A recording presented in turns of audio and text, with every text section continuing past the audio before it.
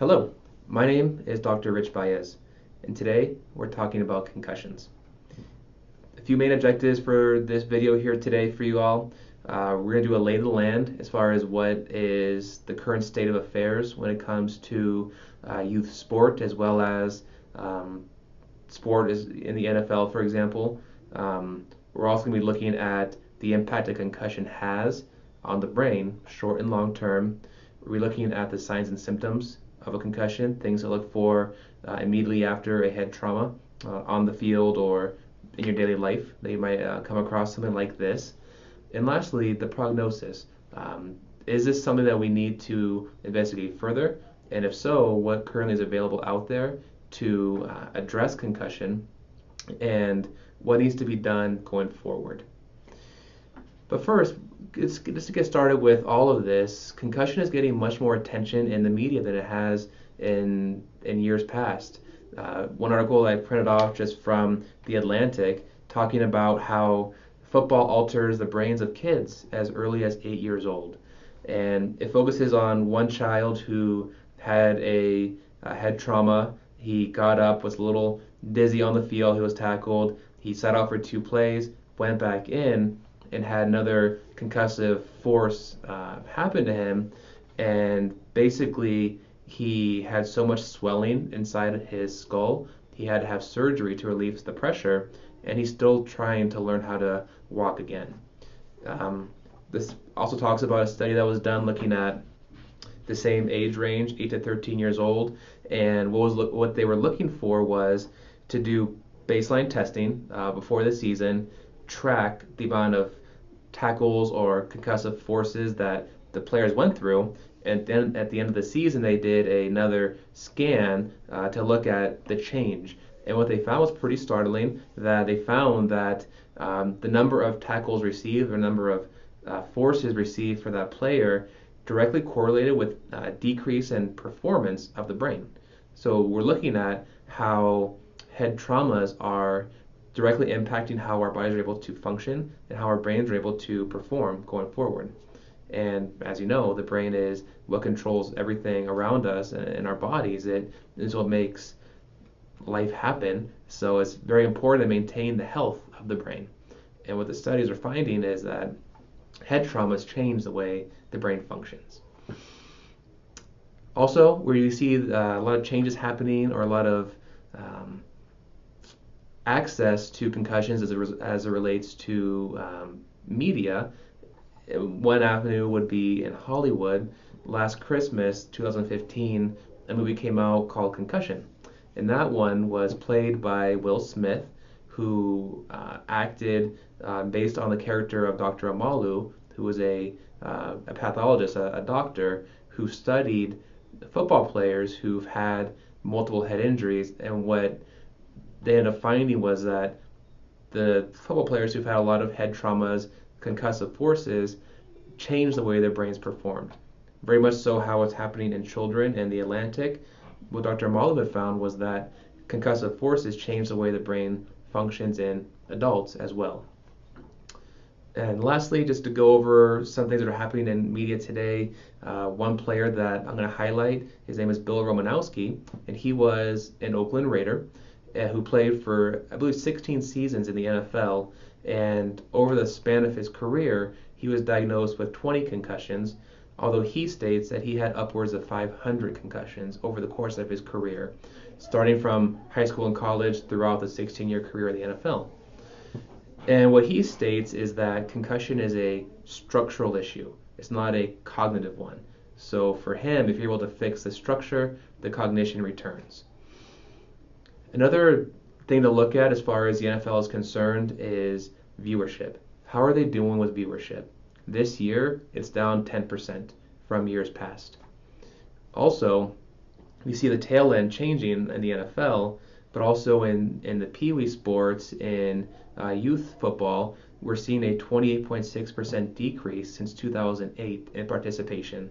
So that means that parents or whoever's making a decision for these children they're changing their outlook on football, and they're seeing that there are some risks involved with it, and they're choosing to not put their children in that at a rate of 28%, which is startling for the future of the sport. But to get into the meat of this conversation, of this video, we're going to be talking about three main points. The first being the impact a concussion has on the brain, both short and long term. We'll be looking at the signs and symptoms of a concussion, what that looks like, as well as why it matters. Is this really a problem worth diving into and digging deeper into, or is it just a fad in the media that's going to brush itself away in the months or years to come? But a concussion is defined as a trauma, so an impact, a force going into the skull, into the brain, that changes the way the brain functions for a period of time. So that's the diagnosis or the definition of a concussion. Some sort of impact changing the way the brain functions, and that's a concussion. So what that could look like in football would be two players tackling each other, one or both of them having a change in how the brain's working, and that would be a concussion. Or a player getting tackled, hitting their head on the floor, leading to changes in brain function, and that again would be characterized as a concussion. So what actually happens with a head trauma is it's a very complicated and very complex neurologic flow of change to the neurons, to the brain cells. But what basically happens is the brain cells become hyperactive. They have what's called hypermetabolism, meaning that they are trying to normalize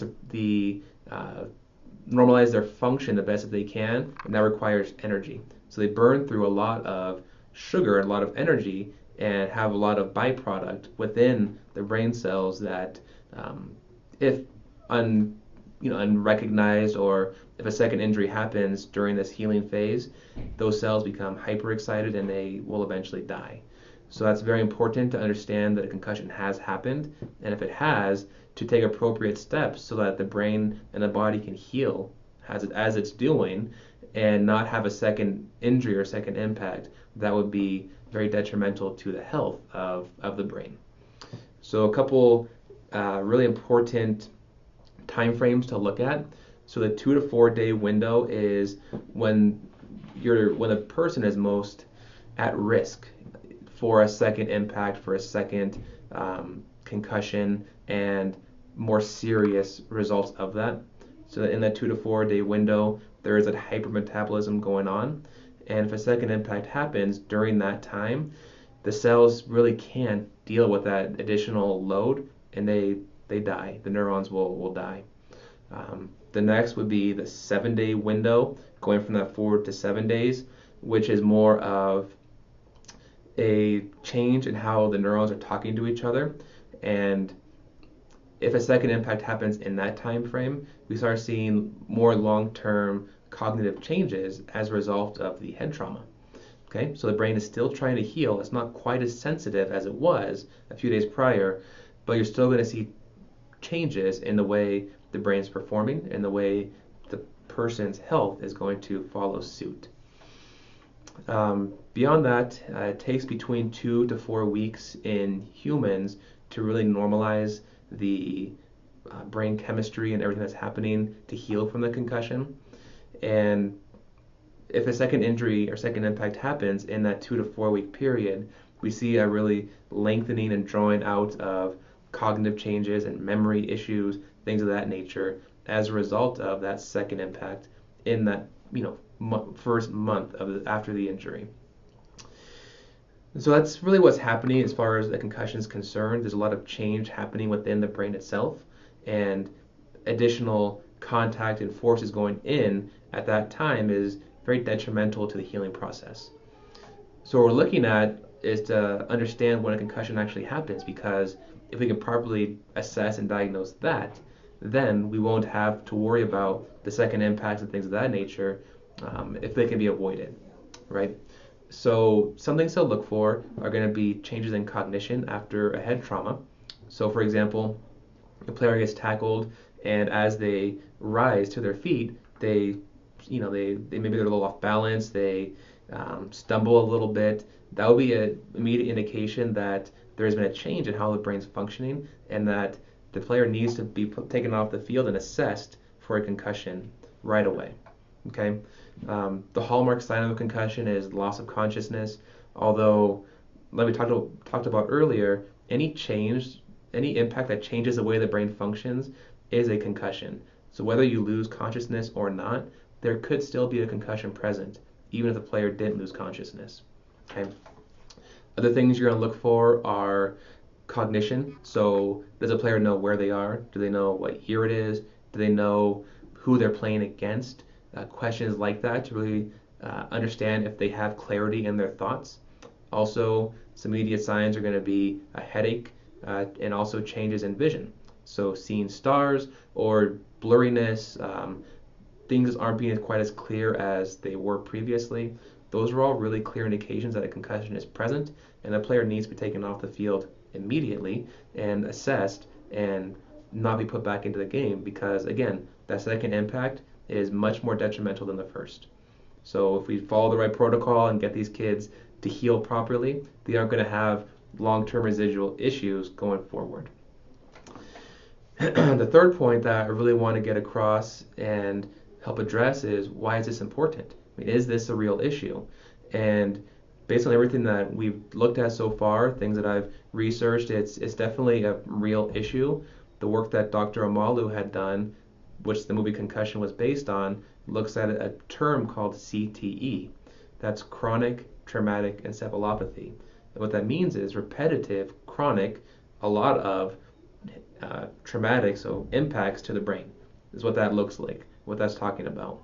And the research that he found showed that repetitive head traumas ages the brain at a very fast rate, and that some of these players who retire, they're developing symptoms that they really shouldn't be developing at their age. Things like dementias and Alzheimer's and things of that nature that a 40-year-old healthy man should not be experiencing. They're seeing a really high increase in those presentations as a result of head trauma. Going back to the Atlantic article, talking here, they're saying that as early as 8 years old, that head traumas in that demographic changes the way the brain functions. And not just in the short term, but had long-term implications going forward. So head traumas and concussions are a very serious issue that need to be addressed and studied further. I will share very quickly that I myself have had 4 concussions, and the last of which left me with post-concussion syndrome, which is the symptoms of a concussion that don't go away. And I had that for 8.5 years. So it was a different time. It was the walk it off era that really needs to change, because concussions are cumulative. The more you have, the worse they get. So the 4th one that I had, it was a severe one, although if I was properly treated and dealt with for the previous 3, the 4th one may not have been so bad, and I probably would have recovered much faster than 8 years of dealing with those symptoms. So to recap what we're talking about today, we're looking at concussion, what it means, what it looks like right now in the NFL and football across the landscape, and we're seeing pretty significant changes in viewership in the NFL and participation in youth sport as it relates to football. And we're seeing a lot of new studies being presented and published in journals and in print in the Atlantic and the New York Times, places like this. And it's becoming much more recognized and widely accepted that head traumas are changing the way the brain functions.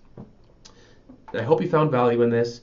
If you learned something that you didn't already know, please comment below and let me know what worked well, what you appreciated, maybe some things you'd like to see done differently.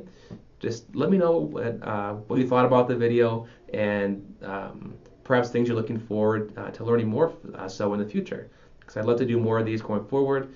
Just let me know what you appreciate and what you would like to see changed.